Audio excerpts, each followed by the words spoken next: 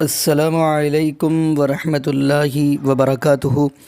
بسم اللہ الرحمن الرحیم۔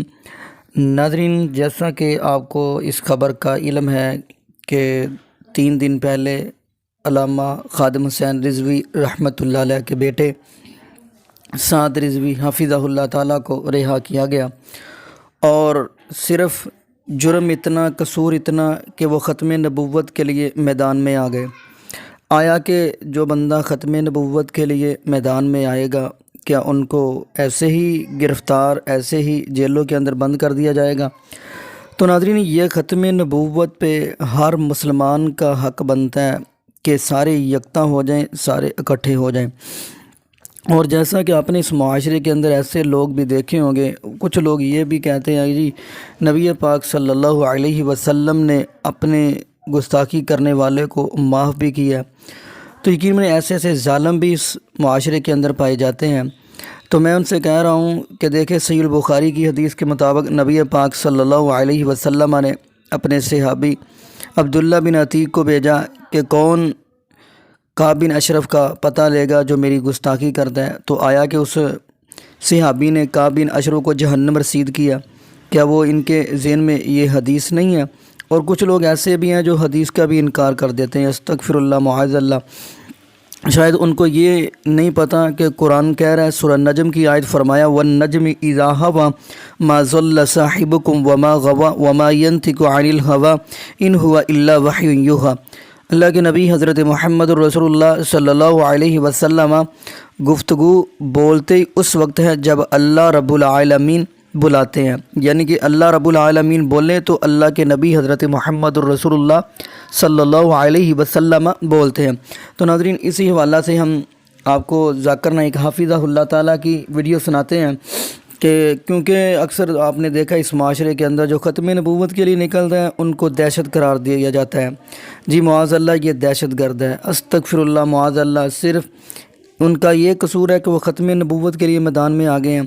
تو اسی حوالہ سے ہم ذاکر نائک حفظہ اللہ تعالیٰ کی ویڈیو دیکھیں گے، اور چلو ساتھ ہم علامہ سعد رضوی حفظہ اللہ تعالیٰ کے بھی چند سیکنڈ کی ویڈیو دیکھ لیتے ہیں۔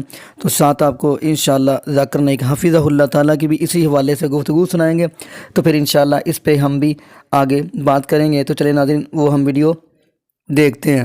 مولا صلی اللہ علیہ وسلم فتح مکہ والے دن مکہ میں داخل ہو گئے۔ صحابہ عرض کی یا رسول اللہ، ابن قتل، یہ غلاف کعبہ کے، آپ کو پتہ ہے نا غلاف کعبہ کو لٹکایا جاتا ہے، قدیم الاسلام لٹکایا جاتا ہے اس کو کعبے کی دیواروں کے ساتھ۔ تو انہوں نے کہا جی وہ ابن قتل آپ کا گستاخ ہے، وہ کعبے کے پردے کو پکڑ کر لٹکتا لٹکتا اوپر چلا گیا ہے۔ اس طرف کعبے کی دیوار ہے، اس طرف غلاف ہے، بیچ میں وہ ہے۔ میرے آقا مولا صلی اللہ علیہ وسلم نے فرمایا اقتلو، اس کو وہیں قتل کر دو۔ گستاخ رسول کا مسئلہ اتنا بڑا ہے کہ کتی کے بچے بچ گئے۔ میرے آقا مولا صلی اللہ علیہ وسلم نے ان کا تحفظ بتایا، لیکن گستاخ رسول کا مسئلہ پوری امت کا جدا جانا مسئلہ ہے۔ انفارمیشن غلط ہے۔ آپ یہ کہتے ہیں کہ یہ الزام بے بنیاد ہے؟ بے بنیاد ہے۔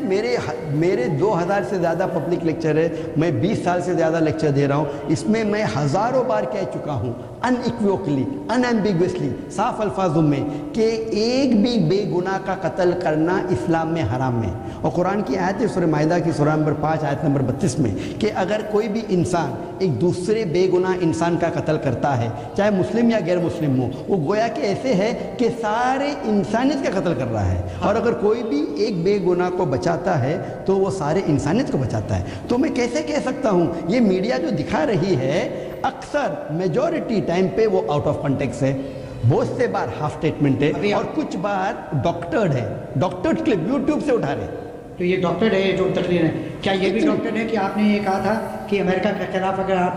بالکل صحیح ڈاکٹر ہے۔ پہلا چیز نمبر 1، اسامہ بن لادن کی آپ نے تعریف کی تھی، یہ بھی ڈاکٹر؟ کبھی بھی تعریف نہیں کیا۔ ایک مجھے بتاؤ، میں چیلنج کرتا ہوں، آپ دکھا سکتے ہیں مجھے؟ آپ دکھا سکتے ہیں؟ آپ دکھا سکتے ہیں مجھے؟ میرے پاس نہیں۔ تو آپ جب وہ الزام لگا رہے مجھ پہ، انڈیا میں تو میڈیا میں چل رہا ہے، لیکن آپ جرنلسٹ ہے نا، پوچھنے کے پہلے تحقیق کرو۔ قرآن کی آیت ہے، قرآن کی آیت ہے سورہ حجرات چیپٹر 49 ورس نمبر 6، اگر کوئی بھی ایک فاسق آپ کو کوئی بھی انفارمیشن دیتا ہے، اس کی تحقیق کرو دوسرے تک پہنچانے کے پہلے۔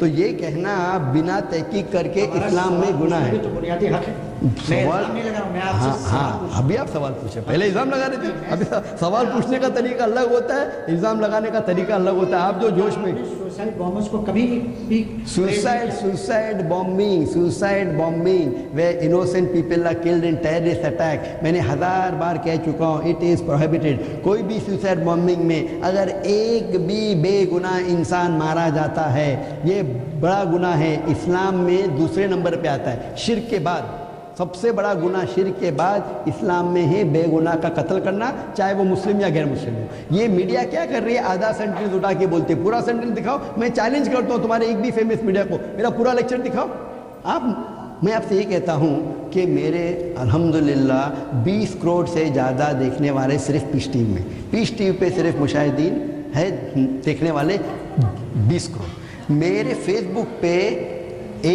14 लाख 140 लाख 1 करोड़ 40 लाख सिर्फ फैंस हैं। आप बोलिए अगर मैं इंस्पायर करता हूँ तो कम से कम मिलियन टेरिस्ट होना चाहिए। आपको 5 या 10 नाम मिलते हैं।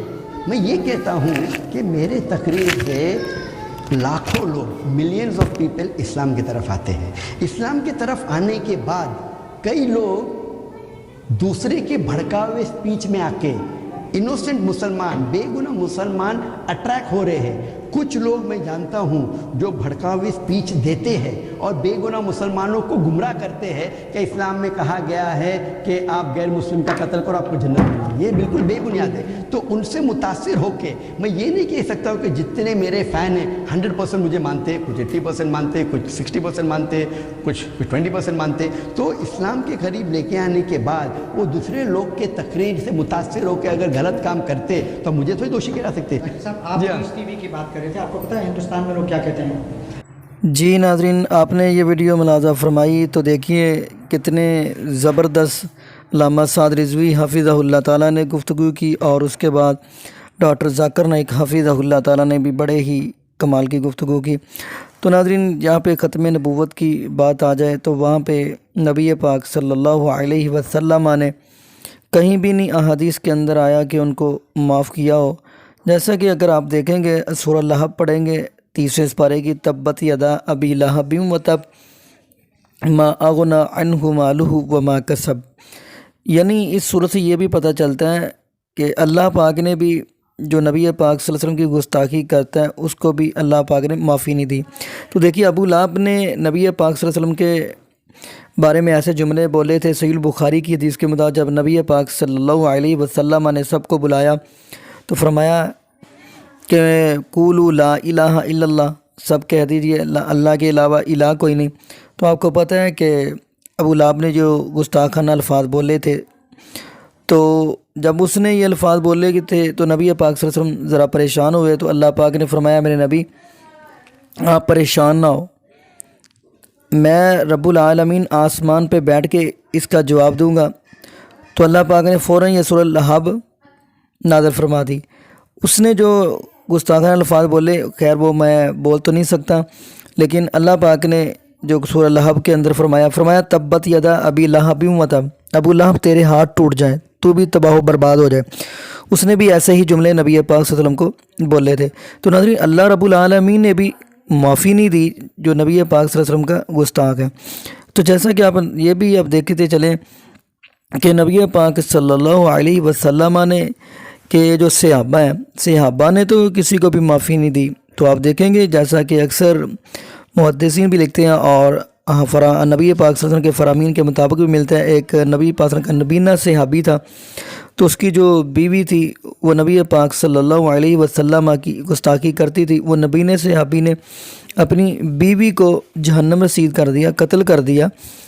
तो नबी पाक सल्लल्लाहु अलैहि वसल्लम के पास ये बात आई तो नबी पाक सल्लल्लाहु अलैहि वसल्लम फरमाने लगे इसको किसने कत्ल किया?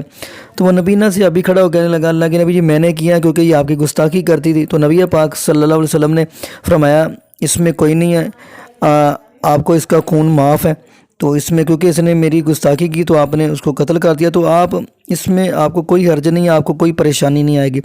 तो देखिए जहाँ भी ख़त्म नबूवत की बात आए اور نبی پاک صلی اللہ علیہ وسلم کی، جیسا کہ آپ کو مجھے یاد آیا سورہ قلم کی آیت پڑھیں گے، نبی پاک صلی اللہ علیہ وسلم کی توہین کرنے والا، گستاخی کرنے والا وہ حلال کا نہیں ہو سکتا۔ یہ میں نہیں کہہ رہا، قرآن کی آیت کہہ رہی ہے سورہ قلم کی، فرمایا عتل بعد ذلک زنی۔ نبی پاک صلی اللہ علیہ وسلم کی توہین، گستاخی وہ کرتا ہے جو حلال کا نہ ہو، یعنی اللہ پاک نے اس کو حرام زادہ بولا ہے۔ تو پتہ یہ چلتا ہے کہ جو حلال کا نہ ہو وہ نبی پاک صلی اللہ علیہ وسلم کی گستاخی کرتا ہے، توہین کرتا ہے۔ اور الحمدللہ آج مسلمان مومن جو ہے، جب بھی نبی پاک صلی اللہ علیہ وسلم کی ختم نبوت پہ بات آئے تو وہ فوراً مسلمان یکتا ہو جاتا ہے، اکٹھا ہو، چاہے مسئلہ کوئی بھی ہو، اہل حدیث ہو، دیوبند ہو، اہل سنت ہو، کوئی بھی ہو، ختم نبوت پہ کوئی بھی ذرا سی بھی یہ بات برداشت نہیں کرتے کہ کوئی بھی چپ رہے، بلکہ ان کو جنہوں نے گستاخی کیا ان کو منہ توڑ جواب دینے کے لیے تیار رہتے ہیں۔ تو ناظرین یہ دعا کریے گا اللہ پاک ہمیں، جیسے یہ ختم نبوت پہ نبی پاک صلی اللہ علیہ وسلم کی حرمت پہ سارے علماء اکٹھے ہو جاتے ہیں، اہل حدیث، دیوبند، شیعہ جو بھی ہیں، اہل سنت، تو اللہ پاک ایسے ہی ہمیں اس دنیا کے اندر ایسے ہی ہمیں اکٹھا فرما دے، جیسے ختم نبوت پہ اکٹھا ہوتے ہیں ایسے ہی اللہ پاک سب کو ایک ہی مسند پر اکٹھا فرما دے۔ تو ناظرین فی الوقت اتنا ہی دعا کریے گا، اللہ پاک ہمیں زندہ رکھے تو اسلام پہ، موت دے تو ایمان پہ۔